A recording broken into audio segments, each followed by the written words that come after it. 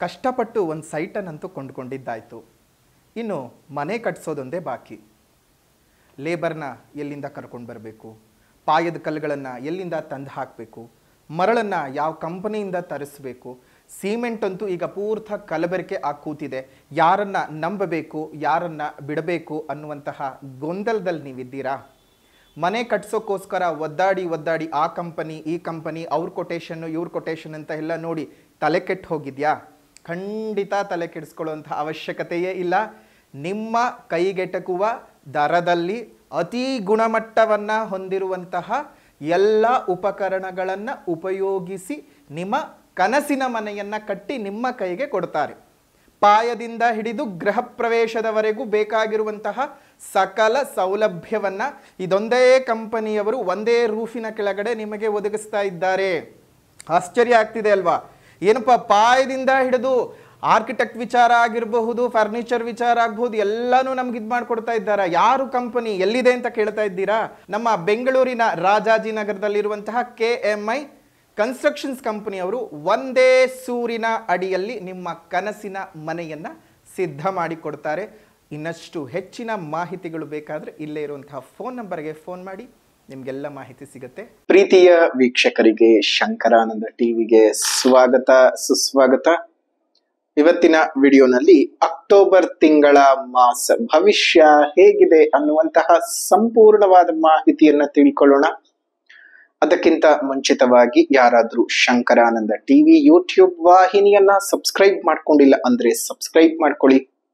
ಪಕ್ಕದಲ್ಲೇ ಇರುವಂತಹ bell icon click ಮಾಡಿ. ಅದರಿಂದ ನೆಕ್ಸ್ಟ್ ಅಪ್ಲೋಡ್ ಮಾಡುವಂತಹ ವಿಡಿಯೋಗಳು ನಿಮಗೆ ನೋಟಿಫಿಕೇಶನ್ ನ ಮುಖಾಂತರ ಬಂದು ತಲುಪತ್ತೆ. ಹೊಸ ಹೊಸ ಮಾಹಿತಿಗಳನ್ನ ತಿಳ್ಕೊಳ್ಳೋದಕ್ಕೆ ಸಾಧ್ಯವಾಗುತ್ತೆ ಅಂತ ತಿಳಿಸ್ತಾ, ಈ ಒಂದು ವಿಶೇಷವಾದಂತಹ ಅಕ್ಟೋಬರ್ನ ತಿಂಗಳು ಪ್ರಾರಂಭ ಆಗುವುದೇ ಹಬ್ಬದಿಂದ.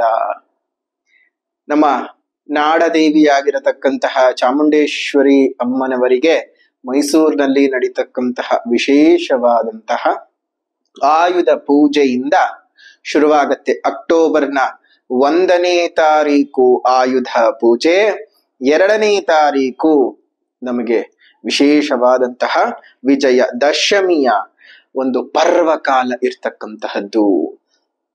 ಈ ಒಂದು ಸಂದರ್ಭದಲ್ಲಿ ತಮ್ಮೆಲ್ಲರಿಗೂ ಸಹ ಅಮ್ಮನವರ ಸಂಪೂರ್ಣ ಕೃಪಾಶೀರ್ವಾದ ಉಂಟಾಗ್ಲಿ, ನಿಮ್ಮ ಬದುಕಿನಲ್ಲಿರುವಂತಹ ಎಲ್ಲ ಬವಣೆಗಳು ಸಹ ದೂರ ಆಗ್ಲಿ ಅಂತ ಹೇಳಿ ಅಮ್ಮನವರಲ್ಲಿ ಪ್ರಾರ್ಥನೆಯನ್ನ ಮಾಡ್ತಾ, ತಮ್ಮೆಲ್ಲರಿಗೂ ಸಹ ದಸರಾ ಹಬ್ಬದ ಶುಭ ಆಶೀರ್ವಾದಗಳನ್ನು ಮಾಡ್ತಾ ಇದ್ದೇವೆ. ಒಳ್ಳೇದಾಗ್ಲಿ, ಮಂಗಳವಾಗ್ಲಿ, ನಿಮ್ಮ ಕಷ್ಟ ಕಾರ್ಪಣ್ಯಗಳೆಲ್ಲ ಕಳೆದು ದೂರವಾಗ್ಲಿ ಅಂತ ಹೇಳ್ತಾ ಇದ್ದೇವೆ. ಇನ್ನು ಮೊದಲನೇದಾಗಿ ಈ ಮಾಸದ ವಿಶೇಷತೆಗಳನ್ನ ಗಮನಿಸೋಣ. ಮೊದಲನೇದಾಗಿ ಗ್ರಹಗಳ ಸಂಚಾರಗಳನ್ನ ನೋಡೋಣ. 2ನೇ ತಾರೀಕು 10ನೇ ತಿಂಗಳು 2025ಕ್ಕೆ ತುಲಾ ರಾಶಿಗೆ ಬುಧ ಪ್ರವೇಶ ಮಾಡ್ತಾ ಇದ್ದಾನೆ. ಇನ್ನು ಅದೇ ರೀತಿಯಾಗಿ 9ನೇ ತಾರೀಕು 10ನೇ ತಿಂಗಳು 2025ಕ್ಕೆ ಕನ್ಯಾ ರಾಶಿ ಶುಕ್ರ ಪ್ರವೇಶ ಮಾಡ್ತಾ ಇದ್ದಾನೆ. ಇನ್ನು 17ನೇ ತಾರೀಕು 10ನೇ ತಿಂಗಳು 2025ಕ್ಕೆ ತುಲಾ ಸಂಕ್ರಮಣವಾಗ್ತದೆ ರವಿಯಿಂದ. ಇನ್ನು 18ನೇ ತಾರೀಕು 10ನೇ ತಿಂಗಳು 2025ಕ್ಕೆ ಕಟಕ ರಾಶಿಗೆ ಗುರು ಪ್ರವೇಶ ಮಾಡ್ತಾನೆ. ಅದೇ ರೀತಿಯಾಗಿ 24/10/2025ಕ್ಕೆ ವೃಶ್ಚಿಕ ರಾಶಿಗೆ ಬುಧ ಪ್ರವೇಶ ಮಾಡ್ತಾನೆ. ಇನ್ನು 27ನೇ ತಾರೀಕು 10ನೇ ತಿಂಗಳು 2025ಕ್ಕೆ ವೃಶ್ಚಿಕ ರಾಶಿಗೆ ಕುಜ ಪ್ರವೇಶ ಮಾಡ್ತಾನೆ. ಇದಿಷ್ಟು ಈ ಒಂದು ತಿಂಗಳಲ್ಲಿ ಇರತಕ್ಕಂತಹ ಒಂದು ಗ್ರಹದ ಸಂಚಾರದ ಫಲಗಳು. ಅದೇ ರೀತಿಯಾಗಿ ಈ ತಿಂಗಳು ದಸರಾ ಹಬ್ಬ ಮಾತ್ರವಲ್ಲದೆ ದೀಪಾವಳಿ ಹಬ್ಬ ಸಹ ಇರ್ತಕ್ಕಂಥದ್ದು. ನಿಮ್ಮ ಬದುಕಿನಲ್ಲಿರ್ತಕ್ಕಂತಹ ಅನೇಕ ಕಷ್ಟಗಳಾಗಿರಬಹುದು, ನಷ್ಟಗಳಾಗಿರಬಹುದು, ಕತ್ತಲೆಗಳು ಹೋಗಿ ಹೊಸ ಬೆಳಕು ನಿಮ್ಮ ಬದುಕಿನಲ್ಲಿ ಮೂಡಲಿ. ದೀಪಾವಳಿ ಹಬ್ಬವನ್ನು ಸಹ ವಿಜೃಂಭಣೆಯಿಂದ ಆಚರಣೆ ಮಾಡಿ. ಇನ್ನು ಈ ತಿಂಗಳ ಮಾಸ ವಿಶೇಷತೆಯನ್ನ ಗಮನಿಸೋದಾಯ್ತು ಅಂತ ಹೇಳಿದ್ರೆ, 2ನೇ ತಾರೀಕಿನಂದು 1ನೇ ತಾರೀಕು ಮಹಾನವಮಿ, 2ನೇ ತಾರೀಕಿನಂದು ವಿಜಯದಶಮಿ, ಅದೇ ರೀತಿಯಾಗಿ 4ನೇ ತಾರೀಕಿನಂದು ಶನಿ ಪ್ರದೋಷ ಇರತಕ್ಕಂಥದ್ದು. ಶನಿ ಪ್ರದೋಷ ಇರುವಂತಹದ್ದಿದೆ. ಇನ್ನು 6ನೇ ತಾರೀಕು ಚಾಮುಂಡೇಶ್ವರಿ ಅಮ್ಮನವರ ಬೆಟ್ಟದಲ್ಲಿ ಒಂದು ರಥೋತ್ಸವ ಸಹ ನಡೀತಕ್ಕಂಥದ್ದು. ಇನ್ನು ಅದೇ ರೀತಿಯಾಗಿ 9ನೇ ತಾರೀಕು 10ನೇ ತಿಂಗಳು 2025 ಈ ಒಂದು ದಿನ ಬಹಳ ವಿಶೇಷವಾದ ದಿವಸ. ಕಾರಣ ಏನಪ್ಪಾ ಅಂತ ಹೇಳಿದ್ರೆ, ವರ್ಷಕ್ಕೆ ಕೆಲ ದಿನಗಳು ಮಾತ್ರ ದರ್ಶನವನ್ನ ಕೊಡತಕ್ಕಂತಹ, ವರ್ಷದಲ್ಲಿ ಒಮ್ಮೆ ಮಾತ್ರ ಬಾಗಿಲನ್ನ ತೆಗೆಸಿಕೊಂಡು ಕೆಲ ದಿನಗಳವರೆಗೂ ಮಾತ್ರ ದರ್ಶನವನ್ನ ಕೊಟ್ಟು ಪುನಃ ಬಾಗಿಲು ಹಾಕಿಸಿಕೊಳ್ಳತಕ್ಕಂತಹ ಹಾಸನದ ಅಧಿದೇವತೆಯಾಗಿರತಕ್ಕಂತಹ ಹಾಸನಾಂಬ ಅಮ್ಮನವರ ದೇವಸ್ಥಾನದ ಬಾಗಿಲನ್ನ ತೆಗೆಯತಕ್ಕಂತಹ ದಿವಸ. 9ನೇ ತಾರೀಕಿನಂದು ಹಾಸನಾಂಬ ಅಮ್ಮನವರ ದರ್ಶನ ಪ್ರಾರಂಭವಾಗ್ತದೆ. ಹಾಗಾಗಿ ದಾಂಗುಡಿ ಇಟ್ಕೊಂಡು ಹೋಗೋದು ಬೇಡ. ಅಮ್ಮನವರು ಬಹಳ ದೀರ್ಘಕಾಲದಲ್ಲಿ ಈ ಬಾರಿ ನಿಮಗೆ ಸುಮಾರು 1 ವಾರಕ್ಕೂ ಹೆಚ್ಚಿನ ಕಾಲ ದರ್ಶನವನ್ನ ಕೊಡುತ್ತಾರೆ. ದರ್ಶನದ ಭಾಗ್ಯವಿದೆ. ಯಾರು ಸಹ ಏನೋ ಒಂದು ನೂಕ್ ಮುಗ್ಲನ್ನು ಮಾಡ್ಕೊಂಡು ಹೋಗಿ ಹೋದ ವರ್ಷ ಮಾಡ್ಕೊಂಡು ಹಾಗೆ ಮಾಡ್ಕೊಳಕ್ ಹೋಗ್ಬೇಡಿ. ಏನಿದ್ರು ಸಾಮಾನ್ಯವಾಗಿ ಸಾಧಾರಣವಾಗಿ ನಿಧಾನವಾಗಿ ಹೋಗಿ ಬನ್ನಿ, ಎಲ್ಲವೂ ಸಹ ಒಳ್ಳೇದಾಗ್ಲಿ. ಇನ್ನು ಅದೇ ರೀತಿಯಾಗಿ ಇನ್ನು ದೀಪಾವಳಿ ಹಬ್ಬಕ್ಕೆ ಸಂದರ್ಭಕ್ಕೆ ಬರೋ ಹಾಗೆ ಇನ್ನು 19ನೇ ತಾರೀಕೆ ನೀರು ತುಂಬೋ ಹಬ್ಬ ಅಂತ ಕರಿತೀವಿ. ಆಗ ಹಿಂದಿನ ಕಾಲದಲ್ಲಿ ಏನಾಗೋದು, ಅಂಡೆ ಒಲೆಗಳಿರೋದು, ಎಲ್ಲರೂ ನೀರನ್ನ ತುಂಬಿಕೊಂಡು ಅಂಡೆ ಒಲೆಗೆ ಪೂಜೆ ಮಾಡಿ ಯಮನ ಪೂಜೆ ಅಂತೆಲ್ಲ ಮಾಡೋರು. ಈಗ ಆ ರೀತಿಯಾಗಿ ಯಾರು ಮಾಡುವಂತಹ ಒಂದು ಪದ್ಧತಿ ಕಳ್ಕೊಂಡ್ ಬಿಡ್ತಾ ಇದ್ದೀವಿ. ಎಲ್ಲೋ ಒಂದ್ ಕಡೆ ನಮ್ಮ ಹಿಂದಿನ ಪೂರ್ವಿಕರ ಆಚರಣೆಗಳು ಈಗ ಯಾಕೋ ಮುಂದುವರ್ಕೊಂಡು ಬರ್ತಾ ಇಲ್ಲ. ಅದು ಬಹಳ ಬೇಸರವೂ ಆಗುತ್ತೆ. ಮುಂದಿನ ದಿನಮಾನಗಳನ್ನ ನಾವ್ ಏನ್ ತಾನೇ ಹೇಳ್ಕೊಡ್ಬಹುದು ಮಕ್ಕಳಿಗೆ, ಎಲ್ಲವೂ ಬಿಟ್ಟು ಹೊರಟೋಗ್ತಾ ಇದ್ದೀವಿ. ಗೊತ್ತಿಲ್ಲ ಮುಂದಕ್ಕೆ ನಮ್ಮ ಸಂಸ್ಕೃತಿ ಎಲ್ಲಿಗೆ ಬಂದು ನಿಂತ್ಕೊಳ್ಳುತ್ತೆ ಅಂತ. ಇನ್ನು 20ನೇ ತಾರೀಕಿಗೆ ನರಕ ಚತುರ್ದಶಿ ಮತ್ತು ಧನಲಕ್ಷ್ಮಿ ಪೂಜೆ ಇರ್ತಕ್ಕಂಥದ್ದು ಅವತ್ತೇ. ನೋಡಿ, ಶ್ರೀಕೃಷ್ಣನು ನರಕಾಸುರನನ್ನ ವಧಿಸಿದಂತಹ ಸಂದರ್ಭವನ್ನ ಒಂದು ನೆನಪು ಮಾಡ್ಕೊಳ್ತಾ, ಆ ನರಕನ ವಿಶೇಷವಾದ ನರಕಾಸುರನ ಎಲ್ಲ ವಿಧದ ತೊಂದರೆ ತಾಪತ್ರಯಗಳಿಂದ ಆಚೆ ಬಂದಂತಹ ದಿನವೇ ಆ ನರಕ ಚತುರ್ದಶಿ. ಅದೇ ರೀತಿಯಾಗಿ ಧನಲಕ್ಷ್ಮಿ ಪೂಜೆ, ಅದನ್ನ ಸಂಜೆ ಹೊತ್ತು ಮಾಡ್ತಕ್ಕಂಥದ್ದು. ನಿಮ್ಮ ಜೀವನದ ಸಕಲ ತೊಂದರೆ ತಾಪತ್ರಯಗಳ ನಿವಾರಣೆಗೆ ಧನಲಕ್ಷ್ಮಿ ಪೂಜೆಯನ್ನ ಈ ಒಂದು 20ನೇ ತಾರೀಕಿನಂದು ಮಾಡ್ತಕ್ಕಂಥದ್ದಿದೆ. ಇನ್ನು 21ನೇ ತಾರೀಕು ಬಲೀಂದ್ರನ ಪೂಜೆ ಇರ್ತಕ್ಕಂಥದ್ದು. ನಿಮ್ಗೆಲ್ರಿಗೂ ಗೊತ್ತೇ ಇದೆ ಬಲೀಂದ್ರ ಹೇಗೆ ವಾಮನನಾಗಿ ಶ್ರೀ ಮಹಾವಿಷ್ಣುವು ಬಂದು ಬಲೀಂದ್ರನನ್ನ ಹೇಗೆ ಅವನನ್ನ ಪಾತಾಳಕ್ಕೆ ಲೋಕಕ್ಕೆ ತಗೊಂಡಿದ್ದು, ಕೇವಲ 3 ಅಡಿಗಳಲ್ಲಿ ತನ್ನ ವಿರಾಟ್ ರೂಪವನ್ನ ತೋರಿಸಿ ಒಂದು ಬಲೀಂದ್ರನನ್ನ ಪಾತಾಳಕ್ಕೆ ತಳ್ಳಿದ್ದು ಅನ್ನುವಂಥದ್ದು ಗೊತ್ತಿದೆ. ಇನ್ನು 22ನೇ ತಾರೀಕು ದೀಪಾವಳಿ ಹಬ್ಬ, ಬಲಿಪಾಡ್ಯಮಿ, ಚಂದ್ರ ದರ್ಶನವನ್ನ ನೀವು ಮಾಡ್ಬೇಕಾಗ್ತದೆ ಅವತ್ತೊಂದು ದಿವಸ. ಜೊತೆಗೆ 23ನೇ ತಾರೀಕು ಆಗ್ಲೇ ಹೇಳಿದ ಹಾಗೆ ಹಾಸನಾಂಬ ದೇಗುಲದ ಬಾಗಿಲನ್ನ ಹಾಕ್ತಕ್ಕಂಥದ್ದು. ನೋಡಿ, ಇಲ್ಲಿ 9ನೇ ತಾರೀಕಿನಿಂದ ಈ ಬಾರಿ 23ನೇ ತಾರೀಕಿನವರೆಗೂ ಇರುವಂಥದ್ದು. ಸ್ವಲ್ಪ ದೀರ್ಘಕಾಲದಲ್ಲೇ ಇದೆ. ಸೊ ಯೋಚನೆ ಇಲ್ಲ. ಅಮ್ಮನವರು ವಿಶೇಷವಾಗಿ ದರ್ಶನವನ್ನ ಕೊಡ್ತಾರೆ. ಅಮ್ಮನವರ ದರ್ಶನ ಭಾಗ್ಯದಿಂದ ನಿಮ್ಮೆಲ್ಲರ ಜೀವನ ಸಹ ಸರಿ ಹೋಗ್ಲಿ. ಇದಿಷ್ಟು ಈ ಅಕ್ಟೋಬರ್ನ ತಿಂಗಳ ಮಾಸ ವಿಶೇಷತೆಗಳು. ಎಲ್ರಿಗೂ ಒಳ್ಳೇದಾಗ್ಲಿ. ಇನ್ನು ಭವಿಷ್ಯದ ಕಡೆ ಗಮನ ಹರಿಸೋದಾಯ್ತು ಅಂದ್ರೆ, ಇನ್ನು ಮಕರ ರಾಶಿಯವರೆಗೆ ಅಕ್ಟೋಬರ್ನ ತಿಂಗಳಲ್ಲಿ ಯಾವ ರೀತಿಯಾದಂತಹ ಫಲಾನುಫಲಗಳಿದೆ ಅನ್ನೋದನ್ನ ನಾವೀಗ ಗಮನಿಸೋಣ. ನೋಡಿ, ಅಕ್ಟೋಬರ್ನ ತಿಂಗಳಲ್ಲಿ ಯಾವ ರೀತಿಯಾದ ಫಲಗಳಿದೆ ಅಂದ್ರೆ, ತಾತ್ಕಾಲಿಕವಾಗಿ ಬರ್ತಾ ಇರ್ತಕ್ಕಂತಹ ಗುರುಬಲ, 6ನೇ ಮನೆಯಿಂದ 7ನೇ ಮನೆಗೆ ಅಂದ್ರೆ ಮಕರ ರಾಶಿಯಿಂದ 7ನೇ ಮನೆಗೆ ಗುರು ಬರ್ತಾ ಇರ್ತಕ್ಕಂತಹದ್ದು ಬಹಳ ಅತ್ಯುತ್ತಮವಾದಂತಹ ಸೂಚನೆಯನ್ನ ಕೊಡ್ತಾ ಇದ್ದಾನೆ. ನೇರವಾದ ಗುರುವಿನ ಅನುಗ್ರಹ ಉಂಟಾಗ್ತಾ ಇರೋದ್ರಿಂದ ಹಲವು ಕಾರ್ಯಗಳಲ್ಲಿ ಯಶಸ್ಸು. ಶನಿಯ ಬಲ ಮತ್ತು ಗುರುವಿನ ಬಲ ಎರಡು ಸಹ ನಿಮಗೆ ಪ್ರಾಪ್ತಿ ಆಗ್ತಾ ಇರತಕ್ಕಂತಹದ್ದು. ಸೊ ಹಾಗಾಗಿ ಈ ತಿಂಗಳು ಮಕರ ರಾಶಿಯವರ ಅನೇಕ ಆಸೆಗಳು ಈಡೇರುತ್ತೆ, ಶುಭ ಕಾರ್ಯಗಳು ನಡೆಯುತ್ತೆ, ಶುಭ ಘಟನೆಗಳಲ್ಲಿ ಪಾಲ್ಗೊಳ್ತೀರಾ. ಮನೆಯಲ್ಲಿದ್ದಂತಹ ಅನೇಕ ಕೆಟ್ಟ ವಾತಾವರಣಗಳು ದೂರವಾಗುತ್ತೆ, ಕುಟುಂಬದಲ್ಲಿದ್ದ ಅಸೌಕರ್ಯಗಳು ದೂರವಾಗುತ್ತೆ, ಸಾಂಸಾರಿಕ ಕಲಹಗಳು ನಿವಾರಣೆಯಾಗುತ್ತೆ, ಮನಸ್ಸಿಗೆ ಬಹಳ ಸಂತೋಷದಾಯಕವಾಗಿರತಕ್ಕಂತಹ ವಾತಾವರಣ ಇರ್ತಕ್ಕಂತಹದ್ದು ನಿಮಗೆ. ಸೊ ಹಾಗಾಗಿ ಅತ್ಯುತ್ತಮವಾಗಿರತಕ್ಕಂತಹ ಒಂದು ಫಲಿತಗಳನ್ನ ನೀವು ಕಾಣಬಹುದು. ಸೊ ಹಾಗಾಗಿ ಈ ಒಂದು ತಿಂಗಳು, ಅಕ್ಟೋಬರ್ನ ತಿಂಗಳು ನಿಮಗೆ ಅತ್ಯಂತ ಶುಭದಾಯಕವಾಗಿ ಇದೆ. ಕೆಲಸ ಕಾರ್ಯಗಳಲ್ಲಿ ಅಭಿವೃದ್ಧಿಯನ್ನ ನೋಡ್ತೀರಿ, ಮಾನಸಿಕವಾಗಿ ಚೈತನ್ಯ ತುಂಬಿಕೊಳ್ಳುತ್ತೆ. ಬಹಳ ದಿವಸದ ನಿಮ್ಮ ಕನಸಿನ ಕೆಲಸಗಳು ಈಡೇರುತ್ತವೆ. ಬದುಕು ಒಂದು ಹೊಸ ಹಾದಿಯ ಕಡೆಗೆ ಹೋಗುತ್ತೆ. ಆದ್ರೆ ಅದನ್ನ ಹಾಗೆ ಉಳಿಸ್ಕೊಳ್ಳಿ. ಮೊದಲೇ ನೀವು ಸೋಮಾರಿಗಳು, ಕೆಲಸ ಮಾಡಬೇಕು ಅಂದ್ರೇನೆ ಕಷ್ಟ, ನಿಮ್ಗೆ ಕೆಲಸವೇ ಮಾಡಲ್ಲ. ಆದ್ರೆ ಮಾಡುವಾಗ ಅದೇನೋ ಗೊಣಗಾಡ್ಕೊಂಡು ಮಾಡ್ಬೇಕಲ್ಲ ಅಂತ ಮಾಡ್ತೀರಿ. ಹಂಗೆಲ್ಲ ಮಾಡಕ್ ಹೋಗ್ಬೇಡಿ. ಏನಿದ್ರೂ ಧೈರ್ಯವಾಗಿದ್ದು ಆಡುವಂತಹ ನಡೆಯುವಂತಹ ಕ್ರಿಯೆಗಳನ್ನ ಸರಿಯಾಗಿ ಮಾಡ್ತಾ ಹೋಗಿ, ಎಲ್ಲವೂ ಸಹ ಅನುಕೂಲವಾಗ್ತಾ ಹೋಗುತ್ತೆ.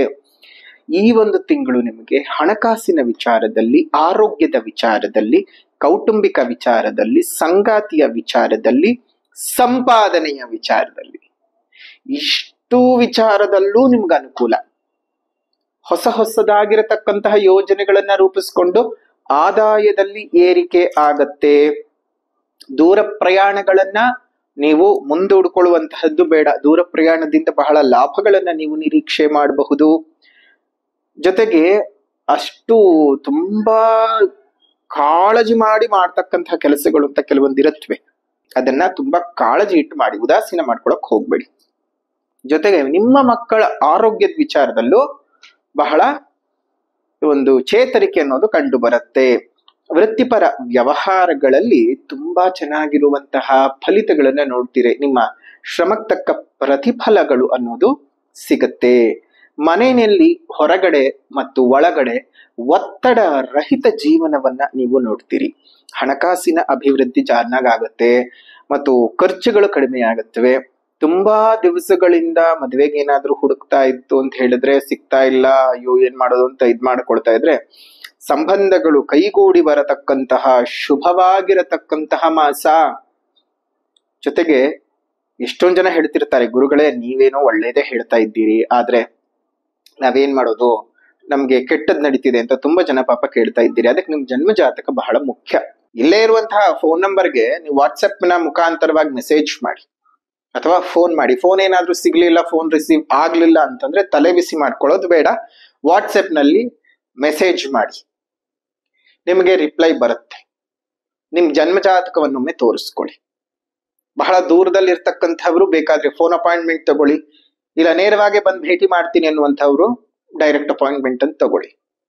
ನೇರವಾಗಿ ಬಂದು ಅಥವಾ ಫೋನಿನ ಮುಖಾಂತರವಾಗಿ ನಿಮ್ಮ ಜನ್ಮ ಜಾತಕದ ವಿಶ್ಲೇಷಣೆಯನ್ನು ಮಾಡಿಸ್ಕೊಂಡು ನಿಮಗೆ ಯಾವ ರೀತಿಯಾದ ಸಮಯ ನಡೀತಿದೆ ಅಂತ ತಿಳ್ಕೊಂಡು ಮುಂದುವರಿತಾ ಹೋಗಿ. ಜೊತೆಗೆ ನಿಮ್ಮ ಮುಂದಿನ ಭವಿಷ್ಯಗಳ ಆಲೋಚನೆ ಮಾಡಬೇಕಾದ್ರೂ ಸಹ ಜನ್ಮ ಜಾತಕ ಬಹಳ ಮುಖ್ಯ. ಸೊ ಹಾಗಾಗಿ ಜನ್ಮ ಜಾತಕದ ವಿಶ್ಲೇಷಣೆ ಮಾಡಿಸ್ಕೊಳ್ಳೋದು ಮರೆಯೋದು ಬೇಡ. ಸೊ ಹಾಗಾಗಿ ಇನ್ನೊಂದಷ್ಟು ವಿಚಾರಗಳು ಮಕರ ರಾಶಿನಲ್ಲಿ ಹುಟ್ಟಿರುವಂತವರಿಗೆ ಇದೆ. ಕೆಲಸದಲ್ಲಿ ಇದ್ದಂತಹ ಅಡೆತಡೆಗಳೆಲ್ಲ ನಿವಾರಣೆಯಾಗತ್ತೆ. ಕೈಗೊಂಡಂತಹ ಕೆಲಸ ಕಾರ್ಯಗಳಲ್ಲಿ ತುಂಬಾ ದೊಡ್ಡ ಮಟ್ಟದ ಯಶಸ್ಸನ್ನ ಪಡ್ಕೊಳ್ತೀರಿ. ಒತ್ತಡಗಳೆಲ್ಲ ಕಡಿಮೆ ಆಗತ್ತೆ ನಿಮ್ಗೆ. ಮನೆಯಲ್ಲಿ ಶುಭ ಕಾರ್ಯಗಳು ನಡೆಯುತ್ತೆ. ಆರ್ಥಿಕ ವಾತಾವರಣ ಬಹಳ ಸಂತೋಷವಾಗಿದೆ. ಸಂಬಂಧಿಕರು, ಸ್ನೇಹಿತರು, ಸರೀಕರೊಟ್ಟಿಗೆ ಇದ್ದಂತಹ ಅನೇಕ ಭಿನ್ನಾಭಿಪ್ರಾಯಗಳು ದೂರವಾಗಿ ಹೋಗ್ತವೆ. ಜೊತೆಗೆ ಹಳೆ ಸಾಲಗಳನ್ನ ತೀರಿಸಿಕೊಳ್ತೀರಿ. ರಾಜಕೀಯ ವಲಯದಲ್ಲಿ ಇರುವಂತಹವರಿಗೆ, ಸಿನಿಮಾ ಕ್ಷೇತ್ರದಲ್ಲಿ ಗುರುತಿಸ್ಕೊಂಡಿರುವಂತಹವರಿಗೆ, ರಂಗಕರ್ಮಿಗಳಿಗೆ ಹೊಸ ಅವಕಾಶಗಳು ಬಂದು ಕೈ ಸೇರತಕ್ಕಂತಹ ಶುಭವಾದ ತಿಂಗಳು ಅಂತಾನೆ ಹೇಳಬಹುದು. ಜೊತೆಗೆ ಬಹಳ ಕಿರಿಕಿರಿಯಿಂದ ಇದ್ದಂತಹ ಜೀವನದಲ್ಲಿ ಸಂತೋಷ ಬರತಕ್ಕಂತಹದ್ದು, ಅತ್ಯಂತ ದುಃಖಗಳೆಲ್ಲ ಹೋಗಿ ಸಂತೋಷದಾಯಕವಾದ ಒಂದು ಮಾಸ ಈ ಒಂದು ತಿಂಗಳು. ಜೊತೆಗೆ ಯಾವುದೇ ರೀತಿಯಾದಂತಹ ಸ್ಪರ್ಧೆಗಳಲ್ಲೂ ಸಹ ನೀವು ಯಶಸ್ಸನ್ನ ಪಡ್ಕೊಳ್ತೀರಿ. ಆದ್ರೆ ದೃಷ್ಟಿದೋಷ ಉಂಟಾಗಬಹುದು. ಆ ದೃಷ್ಟಿದೋಷಕ್ಕೆ ಪರಿಹಾರ ಏನಪ್ಪಾ ಅಂತ ಹೇಳಿದ್ರೆ, ಸರ್ವಕಾರ್ಯ ಸಿದ್ಧಿ ಮೂಲಿಕ ಬೆಳ್ಳಿ ರಜತ ತಾಯಿತವನ್ನ ನೀವು ಧರಿಸ್ಕೊಂಡು ನಿಮ್ಮ ಕತ್ನಲ್ಲಾಗ್ಲಿ, ತೋಳ್ನಲ್ಲಾಗ್ಲಿ, ಸೊಂಟದಲ್ಲಾಗ್ಲಿ ಧರಿಸ್ಕೊಳ್ಳಿ. ಅತ್ಯಮೂಲ್ಯವಾದ ಮೂಲಿಕೆಗಳನ್ನ ಈಗಾಗಲೇ 7ನೇ ತಾರೀಕು ಗ್ರಹಣದಂದು, ಅಂದ್ರೆ ಸೆಪ್ಟೆಂಬರ್ 7ನೇ ತಾರೀಕಿನ ಗ್ರಹಣದಂದು ಸಂಗ್ರಹಣವನ್ನ ಮಾಡಿ ಅದಕ್ಕೆ ಗ್ರಹಣದ ಸಮಯದ ನಂತರದಲ್ಲಿ ವಿಶೇಷ ಪೂಜೆಗಳನ್ನ ಸಲ್ಲಿಸಿ ಬಹಳ ಶಕ್ತಿಯುತವಾಗಿ ಮಾಡಿದ್ದಾಗಿದೆ. ಇನ್ನ 21ನೇ ತಾರೀಕಿನ ಸೂರ್ಯಗ್ರಹಣ ನಮಗ್ ಕಾಣೋದಿಲ್ಲ, ಬಟ್ ಆದ್ರೂ ಸಹ ಗ್ರಹಣಕಾಲದ ಪೂಜೆಯಿಂದ ಇನ್ನಷ್ಟು ಸಂತೃಪ್ತವಾಗಿರತಕ್ಕಂತಹ ದೇವರ ಆಶೀರ್ವಾದಗಳನ್ನ ಮಾಡಿಕೊಂಡು ಸಿದ್ಧ ಮಾಡಿಕೊಂಡು, ಜೊತೆಗೆ ಅಮಾವಾಸ್ಯೆ ಬೇರೆ ಕಾರ್ಯಗಳು ಸಿದ್ಧಿಯಾಗ್ಲಿ ಅಂತ ಹೇಳಿ ಮಾಡುವಂತಹ ರಥಾಯುಧವನ್ನ ನೀವು ತರಿಸ್ಕೊಂಡು ಕಟ್ಕೊಳ್ಳಿ. ಅದ್ರ ಬಗ್ಗೆ ಮಾಹಿತಿ ಬೇಕಂದ್ರೆ ಇಲ್ಲಿರುವಂತಹ ನಂಬರ್ಗೆ ಫೋನ್ ಮಾಡಿ ಅಥವಾ ವಾಟ್ಸಪ್ ನಲ್ಲಿ ಮೆಸೇಜ್ ಮಾಡಿ ನಿಮ್ಗೆ ಬೇಗನೆ ನಿಮ್ಗೆ ಸಿದ್ಧಿ ಆಗ್ತದೆ. ನಿಮ್ಮ ಹೆಸರು, ರಾಶಿ, ನಕ್ಷತ್ರ, ಗೋತ್ರದ ಅನುಸಾರವಾಗಿ ನಾವದನ್ನ ಪೂಜೆ ಮಾಡಿ ಸಂಕಲ್ಪ ಮಾಡಿ ಕಳುಹಿಸಿ ಕೊಡ್ತೇವೆ, ನಿಮ್ಮ ಮನೆಗೆ ಬಂದು ತಲುಪತ್ತೆ. ಅದ್ರ ಬಗ್ಗೆನೂ ಸಹ ನೀವು ಯೋಚನೆ ಮಾಡಬಹುದು. ಅದೊಂದು ಸಣ್ಣ ಕೆಲಸವನ್ನ ಮಾಡಿಕೊಳ್ಳೋದ್ರಿಂದ ನಿಮಗೆ ಇರುವಂತಹ ಆ ಒಂದು ಎಲ್ಲ ಸಮಸ್ಯೆಗಳು ಸಹ ನಿವಾರಣೆ ಆಗುತ್ತೆ. ಇನ್ನು ಈ ಒಂದು ತಿಂಗಳಲ್ಲಿ ಇನ್ನೊಂದಷ್ಟು ಶುಭ ಫಲಗಳೇನಪ್ಪಾ ಅಂದ್ರೆ, ನಿಮ್ಮ ಸ್ಥಾನಗಳು ಹೆಚ್ಚತಕ್ಕಂಥದ್ದು, ಉದ್ಯೋಗದ ಸ್ಥಳದಲ್ಲಿ ಬಡ್ತಿ ಸಿಗುವಂತಹದ್ದೆಲ್ಲ ಆಗುತ್ತೆ. ಪ್ರಮೋಷನ್ ಆಗ್ಲಿ, ಇನ್ಕ್ರಿಮೆಂಟ್ ಆಗ್ಲಿ, ಶುಭ ರೀತಿಯಾದ ಟ್ರಾನ್ಸ್ಫರ್ಗಳಾಗ್ಲಿ, ಖಾಸಗಿ ಮತ್ತು ಸರ್ಕಾರಿ ನೌಕರರಿಗೆ ಇರುವಂತಹದ್ದು ಒಳ್ಳೆ ಬೆಳವಣಿಗೆ ಇದೆ. ಆ ಬೆಳವಣಿಗೆಯನ್ನ ನೀವು ಉಪಯೋಗಿಸ್ಕೊಳ್ಬೇಕು. ಉಪಯೋಗಿಸ್ಕೊಂಡು ಚೆನ್ನಾಗಿ ಬೆಳಿರಿ. ಎಲ್ಲವೂ ಸಹ ಸುಖ ಸೌಖ್ಯದ ವೃದ್ಧಿ ಆಗತ್ತೆ, ನೆಮ್ಮದಿ ಅನ್ನೋದು ಸಿಗತ್ತೆ. ಇದಾಗಿತ್ತು ಮಕರ ರಾಶಿಯವರ ಈ ಒಂದು ಅಕ್ಟೋಬರ್ ತಿಂಗಳ ಮಾಸ ಭವಿಷ್ಯ ವಿಡಿಯೋ. ಇನ್ನು ಪರಿಹಾರದ ಕ್ರಮ ಅಂತ ಬಂದಾಗ, ಮೊದಲನೇದಾಗಿ ಸಾಮಾಜಿಕ ಪರಿಹಾರ. ಸಾಮಾಜಿಕ ಪರಿಹಾರದಲ್ಲಿ ಮೊದಲನೇದಾಗಿ ನಾವು ಹೇಳೋದೆ, ಗಿಡಗಳನ್ನ ಬೆಳೆಸಿ, ಮರಗಳನ್ನ ಉಳಿಸ್ಕೊಳ್ಳಿ, ಪ್ರಕೃತಿಯನ್ನು ಉಳಿಸಿ, ಪ್ರಕೃತಿಯನ್ನು ಬೆಳೆಸಿ, ಇನ್ನಿತರ ಜೀವ ಜಂತುಗಳಿಗೆ ಒಂದಿಷ್ಟು ಆಸರೆಯಾಗಿರಿ. ಸಾಧ್ಯವಾದ ಕಡೆ ಉದ್ಯಾನವನಗಳಲ್ಲಿ ಒಂದೊಂದು ಹಣ್ಣಿನ ಗಿಡಗಳನ್ನ ಕೊಟ್ಟು ಪೋಷಣೆ ಮಾಡೋದಕ್ಕೆ ಹೇಳಿ. ಹಣ್ಣಿನ ಗಿಡಗಳನ್ನ ಕೊಟ್ಟು ಪೋಷಣೆ ಮಾಡಿಸೋದ್ರಿಂದ ಮುಂದಿನ ದಿನಮಾನಗಳಲ್ಲಿ ನಮ್ಮೆಲ್ಲರಿಗೂ ಪ್ರಾಣವಾಯು, ಇಡೀ ಪಕ್ಷಿ ಸಂಕುಲಗಳಿಗೆ, ಪ್ರಾಣಿ ಸಂಕುಲಗಳಿಗೆ ಆಹಾರದ ವ್ಯವಸ್ಥೆಯು ಸಹ ಆಗ್ತದೆ. ನಿಮ್ಮಿಂದ ಒಂದು ಹೊಸ ಪರಿವರ್ತನಾ ಯುಗ ಅನ್ನುವಂಥದ್ದು ಪ್ರಾರಂಭವಾಗ್ತದೆ. ನೋಡಿ, ಒಂದು ಬಿಂದುವಿನಿಂದನೇ ಪ್ರತಿಯೊಂದು ಪ್ರಾರಂಭವಾಗೋದು. ಹಾಗಾಗಿ ನಾನು ಬಿಂದು ಬಿಟ್ರೇನೆ ಮುಂದೆ ಬರೆಯೋಕ್ ಸಾಧ್ಯವಾಗೋದು. ಬರವಣಿಗೆಯ ಮೂಲವೇ ಬಿಂದು, ಕ್ರಿಯೆಯ ಮೂಲವೇ ಬಿಂದು. ಹಾಗಾಗಿ ಸಣ್ಣ ಒಂದು ಕ್ರಿಯೆಯ ಬಿಂದು ನಿಮ್ಮ ಜೀವನದಿಂದ, ಬದುಕಿನಿಂದ ಪ್ರಾರಂಭವಾದ್ರೆ ಎಷ್ಟೆಷ್ಟು ದೊಡ್ಡ ದೊಡ್ಡ ಮಜಲುಗಳನ್ನ ಪ್ರತಿಯೊಬ್ರು ದಾಟ್ಕೊಳ್ತಾ ಹೋಗ್ಬೋದು, ಹಲವಾರು ಜನಕ್ಕೆ ಪ್ರೇರಕವಾಗಿ ನಿಂತ್ಕೊಳ್ಬಹುದು. ಹಾಗಾಗಿ ಸಣ್ಣ ಕೆಲಸ. ಸಾಮಾಜಿಕ ಪರಿಹಾರದ ನಂತರದಲ್ಲಿ ಆಧ್ಯಾತ್ಮಿಕ ಪರಿಹಾರ. ಆಧ್ಯಾತ್ಮಿಕ ಪರಿಹಾರ ಅಂತ ಬಂದಾಗ, ಈ ಒಂದು ತಿಂಗಳಲ್ಲಿ ನೀವು ಮಾಡ್ಕೊಳ್ಬೇಕಾಗಿರುವಂಥದ್ದು, ವಾಯುಸ್ತುತಿಯನ್ನ ಪಠಣ ಮಾಡಿ ಸಂಜೆ ಹೊತ್ತು. ತುಂಬಾ ಅನುಕೂಲಗಳಾಗತ್ತೆ. ಇನ್ನೊಂದಷ್ಟು ಸಂತೋಷ, ಇನ್ನೊಂದಷ್ಟು ದುಃಖರಹಿತವಾಗಿರ್ತಕ್ಕಂಥ ಬದುಕು ಎಲ್ಲವೂ ಸಹ ಸಿಗ್ತದೆ. ಸೊ ಹಾಗಾಗಿ ಯೋಚನೆ ಮಾಡೋದು ಬೇಡ, ಈ ವಾಯುಸ್ತುತಿಯನ್ನು ಪಠಣ ಮಾಡಿ, ನಿಮ್ಮೆಲ್ಲರಿಗೂ ಸಹ ಒಳ್ಳೇದಾಗ್ಲಿ. ಇದಾಗಿತ್ತು ಮಕರ ರಾಶಿಯವರ ಅಕ್ಟೋಬರ್ ತಿಂಗಳ ಮಾಸ ಭವಿಷ್ಯ. ವಿಡಿಯೋ ಇಷ್ಟ ಆಗಿದ್ರೆ ಲೈಕ್ ಮಾಡಿ, ಶೇರ್ ಮಾಡಿ, ಕಮೆಂಟ್ ಮಾಡಿ. ಮತ್ತೊಂದು ವಿಡಿಯೋನಲ್ಲಿ ಭೇಟಿ ಮಾಡ್ತೇವೆ. ಅಲ್ಲಿವರೆಗೂ ನಮಸ್ಕಾರ. ಲೋಕಾ ಸಮಸ್ತ ಸುಖಿನೋ ಭವಂತು, ಸಕಲ ಸನ್ಮಂಗಳಾನಿ ಭವಂತು, ಸರ್ವೇ ಜನಾಃ ಸುಖಿನೋ ಭವಂತು, ಸಮಸ್ತ ಸನ್ಮಂಗಳಾನಿ ಭವಂತು.